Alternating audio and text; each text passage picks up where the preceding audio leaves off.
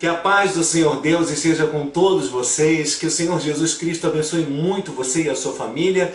Hoje vamos falar sobre guardar os sábados. Afinal, guardar o sábado é da lei, da graça, ou guardar o sábado é lei eterna? Primeiro vamos entender o sábado pela lógica judaica e de cristãos sabatistas, né? O sábado, por fundamentação bíblica na Torá dos judeus, é considerado o último dia da semana, seguindo a sexta-feira e precedendo o domingo. E é um dia de oração e de descanso para judeus e cristãos sabatistas. Agora, analisando o Shabat judeu da Torá, no judaísmo o sábado, em hebraico pronunciado como Shabat, significa descanso, cessão ou interrupção, e é o sétimo dia da semana, dedicado à oração e ao descanso, pois segundo a Torá dos judeus, assim como também o Velho Testamento da nossa Bíblia, né? Deus descansou no sétimo dia, após completar a criação do universo. Assim, os céus e a terra e todo o seu exército foram acabados. E havendo Deus acabado no dia sétimo a obra que fizera, descansou no sétimo dia de toda a sua obra que tinha feito. E abençoou Deus o sétimo dia e o santificou, porque nele descansou de toda a sua obra que Deus criara e fizera. Na lei dada a Moisés no Monte Sinai, Deus disse: lembra-te do dia de sábado para santificar. 6 dias trabalharás e farás toda a tua obra, mas o sétimo dia é o sábado do Senhor teu Deus. Não farás nenhuma obra, nem tu, nem teu filho, nem tua filha, nem teu servo, nem tua serva, nem teu animal, nem o teu estrangeiro, que está dentro das tuas portas, porque em 6 dias fez o Senhor os céus e a terra, o mar e tudo que neles há, e ao sétimo dia descansou. Portanto, abençoou o Senhor o dia do sábado e o santificou. Os judeus, então, consideram proibidas certas atividades nesse dia, o dia do sábado. São 39 as atividades que são proibidas de se fazer durante todo o Shabat, que é o sábado do Senhor. Excepcionalmente, lógico, em caso de risco de morte, né? Quaisquer das proibições podem ser deixadas de lado. Eis que o valor mais caro ao judaísmo é a vida. Dizem os sábios que tais tarefas foram aquelas realizadas durante a construção do tabernáculo e que o judeu não pode fazer no dia de sábado, que é semear, arar, colher, agrupar feixes, debulhar, dispensar, catar, moer, peneirar, preparar massa, assar, tosquiar, lavar a lã, desembaraçar a lã, tingir a lã, fiar, tecer, dar 2 nós, tecer 2 fios, separar 2 linhas, atar, desatar, coser, rasgar, caçar, abater, raspar o couro, curtir o couro, alisar o couro, demarcar o couro, cortar, escrever, apagar, construir, demolir, acender fogo, apagar ou diminuir o fogo, martelar, transportar algo desde um ambiente particular a um público. Eu, inclusive, pude presenciar, né, todas essas proibições quando eu estive lá em Israel e conheci alguns judeus ortodoxos, né, que levam, logicamente, muito a sério o Shabat, né, e eu pude falar até com alguns rabinos a respeito se as proibições das atividades eram para todos os judeus, que haja vista que, por exemplo, a tribo de Levi, no caso os levitas, né, que a gente estudou no vídeo anterior, tinham atribuições especiais de cuidados para com o templo no dia do sábado. Então, para os levitas era completamente diferente. E me foi respondido o seguinte, que sim, as tribos, ou todas as tribos, as 12 tribos de Israel, indistintamente, né, se forem somados o número de 3 a 9 do total das tarefas, chega-se ao número 12, por incrível que pareça, que é justamente o número das tribos que compõem Israel. Assim, nenhum judeu pode dizer que está desobrigado, no caso de respeitar o Shabat, sob quaisquer alegação, né? Então Deus criou o mundo em 6 dias e ao sétimo descansou e presenciou sua obra. Portanto, todas as atividades criativas estão proibidas de serem efetuadas no Shabat. Na segunda metade do século XIX, grupos sabatistas surgidos nos Estados Unidos provocaram divergências dos meios cristãos quanto à questão da observância do sábado ou o domingo como dia de descanso. A maioria dos cristãos considera o domingo o dia do descanso, embora tenha origem apostólica e ele só foi estabelecido oficialmente em 325 d.C., no primeiro concílio de Nicéia. Ok, vamos agora então observar a guarda do sábado na visão geral do cristianismo, e isso vale também para os judeus como para os cristãos sabatistas, né? Naquele tempo, passou Jesus pelas searas em um sábado, e os seus discípulos, tendo fome, começaram a colher espigas e a comer. E os fariseus, vendo isto, disseram-lhe: Eis que os teus discípulos fazem o que não é lícito fazer num sábado. Ele, porém, lhes disse: Não tendes lido o que fez Davi quando teve fome, ele e os que com ele estavam? Como entrou na casa de Deus e comeu os pães da proposição, que não era lícito comer nem aos que com ele estavam, mas só aos sacerdotes? Ou não tendes lido na lei que aos sábados os sacerdotes do templo violam o sábado e ficam sem culpa? Pois eu vos digo que está aqui quem é maior do que o templo. Mas se vós soubesses o que significa misericórdia quero e não sacrifício, não condenarias os inocentes, porque o Filho do Homem, até do sábado, é Senhor. Entenda aqui que Jesus estava sendo repreendido pelos fariseus porque seus discípulos estavam fazendo o que não era lícito no dia de sábado, né? Então Jesus disse aos fariseus que conheciam logicamente a lei, que os sacerdotes do templo violavam o sábado e ficavam sem culpa. Mas ele, Jesus, é maior do que o templo dos judeus. E ainda disse a eles que, apesar de serem doutores da lei, não conheciam o significado da frase misericórdia quero e não sacrifícios, pois se conhecessem o significado dessa frase, jamais estariam condenando os seus discípulos que estavam com fome e começaram a colher espigas e comer. Jesus ainda termina dizendo: porque o Filho do Homem, até do sábado, é Senhor. Outra passagem que encontramos em Lucas é Jesus fazendo uma cura no dia de sábado, e mais uma vez ele é repreendido pelo príncipe da sinagoga. Veja aí. Ensinava no sábado numa das sinagogas, e eis que estava ali uma mulher que tinha um espírito de enfermidade.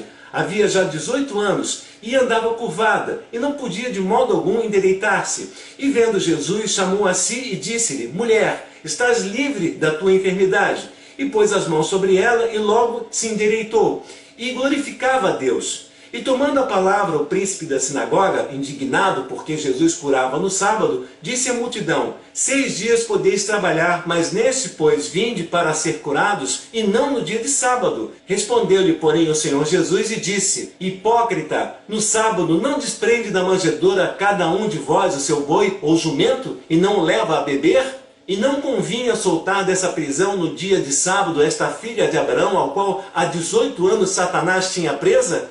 E dizendo isto, todos os seus adversários ficaram envergonhados, e todo o povo se alegrava por todas as coisas gloriosas que eram feitas por ele. Veja que Jesus chamou o príncipe da sinagoga de hipócrita, pelo fato dele acusar aquela multidão de vir até Jesus para ser curada num sábado. Mas nem ele mesmo, sendo responsável pela sinagoga, qualquer judeu, também não guardava o sábado na sua totalidade, pois eles, no dia de sábado, desprendiam os seus animais e os levavam para beber água. Em outra passagem, em outra cura dos fariseus, doutores da lei, acusaram Jesus de violar o sábado também. Veja aí. E estava ali um homem que tinha uma das mãos mirrada. Mirrada quer dizer seca, mão seca. E eles, para o acusarem, interrogaram, dizendo: É lícito curar nos sábados? E ele lhes disse: Qual dentre vós será o homem que, tendo uma ovelha, se num sábado ela cair numa cova, não lançará a mão dela e a levantará? Pois quanto mais vale um homem do que uma ovelha? É por consequência lícito fazer bem aos sábados. Então disse aquele homem: Estende a tua mão. E ele a estendeu, e ficou sã como a outra. E os fariseus, tendo saído, formaram conselho contra ele para o matarem. Entenda que os fariseus formaram um conselho, ou seja, uma reunião entre eles para planejarem uma forma de matar Jesus. Por quê? Porque pela lei de Moisés, o fato de Jesus violar o sábado impõe ele a pena de morte, pois é considerado um transgressor da lei. Muito bem, agora vem a questão então, Presta atenção. Quanto aos judeus, eles não reconheceram Jesus como Messias, pois está escrito: ele veio para os seus e os seus não o reconheceram. Então os judeus ainda guardam a vinda do Messias, a vinda de Jesus no caso. E isso vai acontecer quando Jesus voltar no final dos tempos. Aí sim, os judeus, vão considerar e vão reconhecer como Messias prometido. Mas quanto aos cristãos guardarem o sábado, realmente é sem sentido se você parar para pensar. Pois o sábado é na Torá dos judeus reconhecido como lei do Antigo Testamento que Jesus aboliu na graça. Então vejamos, para quem ficar na dúvida, o seguinte: os cristãos sabatistas afirmam, embora não provém que se guardava o sábado cerimonial judaico antes de ser dada a lei a Moisés no Monte Sinai. A lei da circuncisão também foi dada antes de Moisés. Você pode ler na sua Bíblia em Gênesis 17:10. Então por que o cristão sabatista não pratica a circuncisão? Sendo que este é um dos mais claros mandamentos da lei levítica. O apóstolo Paulo escreve em Gálatas 3:19 que a lei foi dada por causa da transgressão dos pecados. Os cristãos sabatistas dizem que a parte da lei que se refere à guarda do sábado cerimonial judaico foi dada ao homem imediatamente depois da sua criação.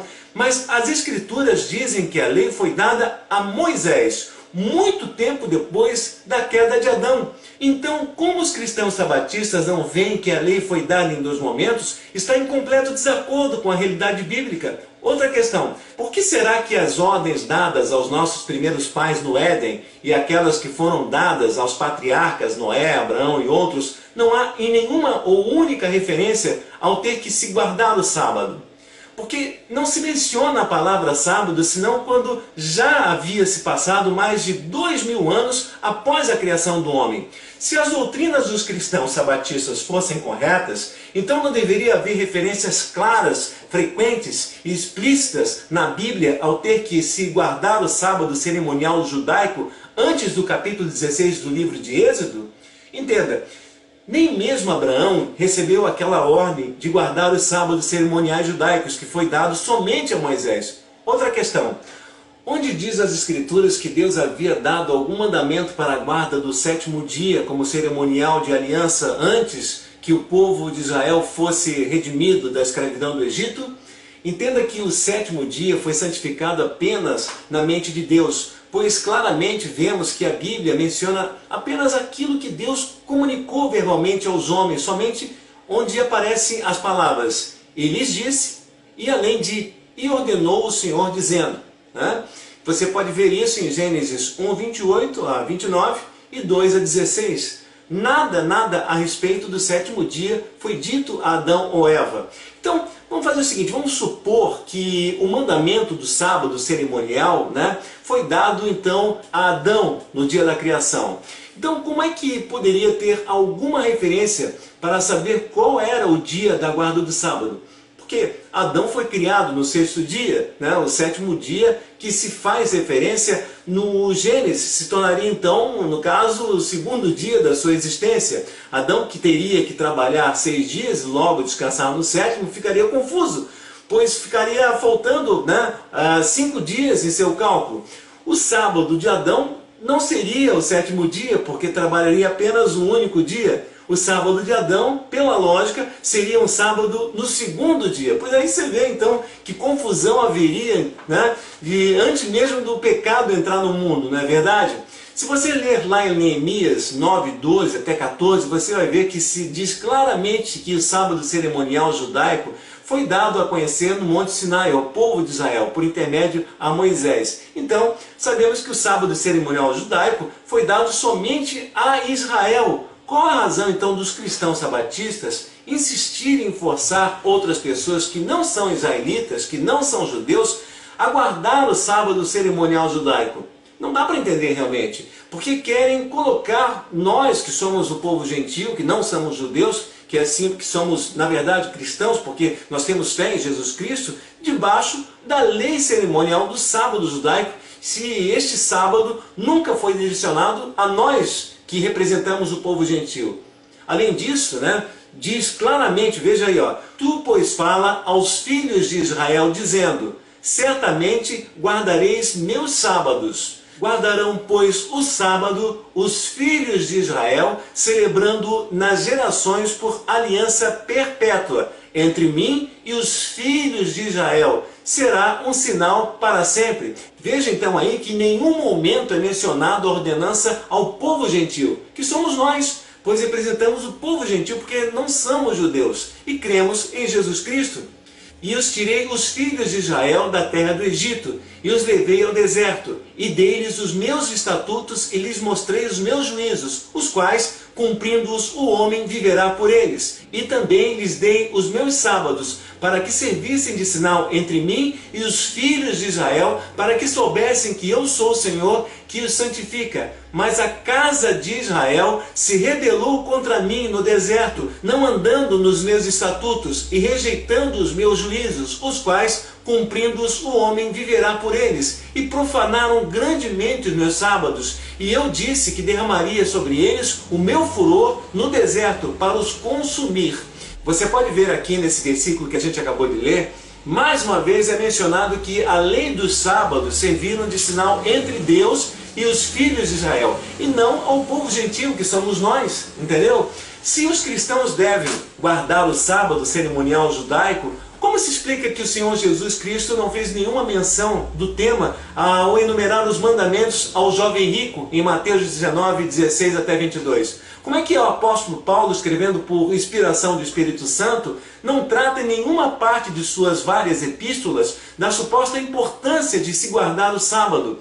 No capítulo 2 a 3 de Apocalipse se encontra 7 cartas às igrejas, dirigidas, logicamente, às 7 igrejas locais. São as últimas mensagens dadas diretamente às igrejas sobre a terra. Agora pensa comigo, se fosse verdade o que enfatizam os cristãos sabatistas, não se deveria ter sido recordada a importância de guardar o sábado em alguma dessas cartas? Como saber que, por exemplo, os judeus ou os cristãos sabatistas realmente estão guardando o sétimo dia? Quem pode estar seguro que não houve erros nos cálculos desde o dia em que Deus descansou? Pois devemos levar em conta as trocas efetuadas no calendário no ano 46 a.C., quando se convia que o ano tivesse somente 345 dias para corrigir os erros que se havia acumulados. Deve-se pensar também na lei no ano de 1751, e essa era para corrigir os 9 calendários e que ordenaram retirar 11 dias do mês de setembro. Com essas e outras modificações, quem está seguro que sabemos contar os dias desde a criação que foi feita a terra, que Deus realmente terminou a terra? Provavelmente, com todas essas modificações no calendário, é bem possível que quando pensamos que seja sábado, na verdade pode ser uma quarta-feira, ou até mesmo uma segunda-feira. Então, o sábado citado por Deus aos filhos de Israel no Monte Sinai, verdadeiramente não seria para nós, nos dias atuais, esse mesmo sábado. Veja que depois do Monte Sinai, o calendário foi mudado 2 vezes. Então, quem realmente pode guardar o sábado? Sabendo que as ordenanças de guardar o sábado foi dado aos filhos de Israel no Monte Sinai pelas tábuas da lei, chegamos então à conclusão de que o sábado é, na verdade, um preceito da lei do Velho Testamento. Em Colossenses, Paulo deixa bem claro que a cédula do Velho Testamento foi riscada e tirada do meio de nós, significando assim que os rituais cerimoniais da lei mosaica, incluindo inclusive a guarda do sábado, foi cravada na cruz. Veja aí. E quando vós estáveis mortos nos pecados da lei e na incircuncisão de vossa carne, Jesus Cristo vos vivificou juntamente com ele, perdoando-as todas as ofensas, havendo riscado a cédula que era contra nós nas suas ordenanças, a qual, de alguma maneira, nos era contrária, e a tirou do meio de nós, cravando-a na cruz. Na verdade, por mais que os judeus ortodoxos ou os cristãos sabatinos que defendem o guardar o sábado, tendem eles, de alguma maneira, não conseguem efetivamente guardar o sábado, ou qualquer preceito da lei, pois estamos na carne e somos homens falhos em nossas atitudes. Nós cometemos pecados o tempo todo. Por mais que nos esforçamos, sempre estamos pecando, e Cristo veio justamente para isso, para justificar os nossos pecados e cravar na cruz toda a lei do Velho Testamento, que para nós é impossível cumpri-la. Se guardar o sábado é assim, que é não trabalhar para aproveitar o dia no intuito de ir à igreja, de visitar asilos, de visitar creches, visitar presídios, fazer o bem aos necessitados, espalhar o evangelho a toda criatura, do que adianta guardar o sábado e pecar todos os dias da semana? Então deveríamos guardar todos os dias da semana, não somente o sábado. O cristão deve fazer o bem ao próximo todos os dias da semana e não somente no sábado. Todo dia é dia de fazer o bem ao próximo. Vai que Jesus volte em qualquer outro dia, né, da semana. Temos que ser vigilantes, pois Jesus disse, preste atenção, bem-aventurados aqueles servos os quais, quando o Senhor vier, achar vigiando. Em verdade vos digo que se cingirá e os fará assentar-se à mesa, e chegando-se os servirá. E se vier na segunda vigília, e se vier na terceira vigília, e os achar assim, bem-aventurados são os tais servos. Sabei, porém, isto, que se o pai de família soubesse a hora que havia de vir o ladrão, vigiaria, e não deixaria entrar em sua casa. Portanto, estáis vós também apercebidos, porque virá o Filho do Homem a hora que não imaginais. Olha, gente, e grande será esse dia. Eu pelo menos não vejo a hora. Gostaria que fosse hoje, se fosse possível. Mas somente Ele, Jesus, sabe o dia e a hora. Portanto, vamos ser vigilantes, tá certo? Espero que esse estudo tenha aumentado ainda mais a sua fé em nosso Senhor e Salvador Jesus Cristo. Que o Senhor Deus Altíssimo sempre esteja presente em seu coração, em seus pensamentos. E que o Senhor Jesus, nosso Senhor e Salvador e Messias, abençoe abundantemente você e toda a sua família. Que a paz esteja em seu lar. E não esqueça, continue fervorosamente na sua igreja, mas leia e estude a Bíblia.